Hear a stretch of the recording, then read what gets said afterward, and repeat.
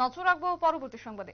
তীব্র গুলির লড়াই এবার ছত্তিশগড়ে, যেখানে মাওবাদীদের সঙ্গে যৌথ বাহিনীর তীব্র গুলির লড়াই। নিরাপত্তা বাহিনী রক্ষীদের হাতেই নিহত হয়েছে 3 মাওবাদী। গভীর জঙ্গলে ইতিমধ্যেই চলছে পুলিশের চিরুনি তল্লাশি। তবে গোটা বিষয় সম্পর্কে বিস্তারিত জেনে নেব। আমাদের সাথে যুক্ত হয়ে গেছে চিফ এক্সিকিউটিভ এডিটর নীল বণিক। নীল, কি রয়েছে আপডেট? যেখানে তীব্র গুলির লড়াই চলছে এবার ছত্তিশগড়ে, মাওবাদীদের 3 জন নিহত হয়েছে, কি বলবে? তেলেঙ্গানা সীমান্তের একদম কাছে ছত্তিশগড়ের গভীর জঙ্গলে আবারও ফের মাওবাদীদের সঙ্গে পুলিশের এবং যৌথ বাহিনীর সংঘর্ষ হয়। সকালবেলা আজও তল্লাশি চালানোর সময় মাওবাদীদের উপস্থিতি যৌথ বাহিনী লক্ষ্য করে। তারপরে কাল বিলম্ব না করে মাওবাদীদের আত্মসমর্পণের জন্য যৌথ বাহিনী আবেদন করে। কিন্তু সেই ক্ষেত্রে মাওবাদী যারা ওখানে ছিলেন বা মাওবাদী স্কোয়াডের যারা সদস্যরা ছিলেন তারা সেইভাবে কান দেননি। কান না দেওয়ার পরেই কিন্তু তারপর মাওবাদীদের উদ্দেশ্যে গুলি ছুটতে শুরু করে। তীব্র গুলির সংঘর্ষ হয় এবং সংঘর্ষের পরই কিন্তু 3 মাওবাদীর মৃত্যু হয় বলে যৌথ বাহিনীর পক্ষ থেকে কনফার্ম করা হয়েছে। এবং সেখান থেকে চিরুনি তল্লাশি চালিয়ে বেশ কিছু অস্ত্রশস্ত্র উদ্ধার করা হয়েছে। মাওবাদীদের সেই যেখানে 3 জন মাওবাদী মারা গেছে সেখানের উপস্থিতিতে আরো বেশ কয়েকজন মাওবাদী লিডার ছিল বলে বুঝতে পারছেন কেন্দ্রীয় বাহিনীর জওয়ানরা।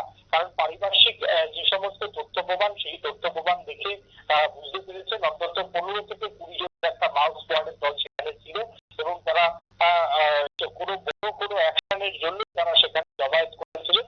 তবে যেহেতু মাওবাদীদের সঙ্গে মুখোমুখি সংঘর্ষ হয় এবং পর্যাপ্ত পরিমাণে কেন্দ্রীয় বাহিনী ছিল, তাই কেন্দ্রীয় বাহিনীর সঙ্গে বেশিক্ষণ এই গলির লড়াই স্থায়ী করতে চাইছে মাও স্কোয়াডের সদস্যরা।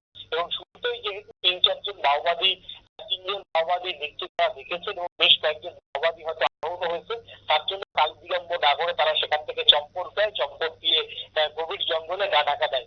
কিন্তু পরে যেহেতু জঙ্গলের মধ্যে গুলির লড়াই হয়েছে, তাই মাইন্ড বিছানো আছে কিনা সেই সমস্ত পরীক্ষা নিরীক্ষা করে জঙ্গলের ভিতরে গিয়ে দেহগুলিকে শনাক্ত করে এবং ময়নাতদন্ত পাঠানোর জন্য প্রায় কেন্দ্রীয় বাহিনী 40 থেকে 45 মিনিট সময় লেগে গিয়েছিল। আর এই সুযোগেই কিন্তু মাওবাদীরা সেখান থেকে চম্পট দিতে সক্ষম হয় এবং চম্পট তারা দিয়ে দিয়েছে এবং সেখানে ছত্তিশগড়ের পাহাড় ঘেঁষা যে জায়গাগুলি আছে সেখানে হয়তো গা ঢাকা দিয়েছে। তবে পুলিশ তল্লাশি শুরু করেছে। ইলেকশনের সময় আমরা জানি যে চলতি সপ্তাহতেই প্রায় 15 জনের উপর মাওবাদী কিন্তু মারা গিয়েছে যৌথ বাহিনীর গুলি লড়াইয়ে। এবং যেভাবে বাহিনী সাফল্য পাচ্ছে সেইভাবে কিন্তু পাল্লা দিয়ে কিন্তু বাহিনী এই মুহূর্তে চিরুনি তল্লাশি চালাচ্ছে, যাতে কোনো মুহূর্তে ছত্তিশগড়ের নির্বাচনের দিন বড় কোনো অশান্তি না ঘটাতে পারে। তার জন্যই কেন্দ্রীয় বাহিনী বা যৌথ বাহিনী তারা কিন্তু তল্লাশি শুরু করেছে এবং এনকাউন্টার করতে সময়ও তারা দিচ্ছেন না। অন্যদিকে এই ঘটনার জন্য ছত্তিশগড় পুলিশ, যেটা সূত্রের খবর, ছত্তিশগড় পুলিশ সূত্রের খবর, 2 জনকে তারা শনাক্ত করেছে। তাদের লিঙ্কম্যান হিসাবে তাদেরকে জিজ্ঞাসাবাদ করা হচ্ছে। যেহেতু বড় কোনো তথ্য প্রমাণ তাদের হাতে আসেনি, তাই এই মুহূর্তে তাদেরকে গ্রেফতার করা হয়নি। তবে জঙ্গল মহলে মাওবাদীদের শেল্টারের পিছনে কারা কারা রয়েছে এবং কারা কারা শেল্টার দিল তার সমস্তটাই খতিয়ে দেখতে ছত্তিশগড় পুলিশ। এবং নির্বাচনের দিন যাতে অবাধ এবং সুস্থ নির্বাচন হয় এবং মাওবাদী অধ্যুষিত যে জায়গাগুলি আছে সেই জায়গাগুলিতে এই ঘটনার কোনো প্রভাব না পড়ে, তার জন্য কিন্তু সতর্ক রয়েছে সেখানকার কমিশনের কর্তারা। এবং ইলেকশন কমিশনও এই ঘটনায় কড়া নজর রাখছে যে মাও অধ্যুষিত ছত্তিশগড়, মাও অধ্যুষিত জায়গা অন্যান্য রাজ্যগুলি যেগুলিকে রেড জোন বলে আখ্যা দেওয়া হয়েছে, সেই রেড জোনগুলিতে কিভাবে ভোট করতে হবে সেই ব্যাপারে কিন্তু সতর্ক কমিশনের কর্তারা। ধন্যবাদ নীল।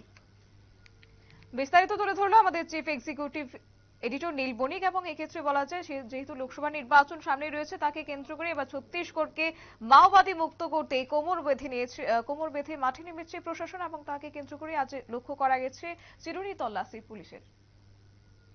সংবাদ আপাতত এই পর্যন্তই। পরবর্তী আপডেটের জন্য চোখ রাখুন শুধুমাত্র নিউজ ভ্যানগার্ডের পর্দায়। নমস্কার।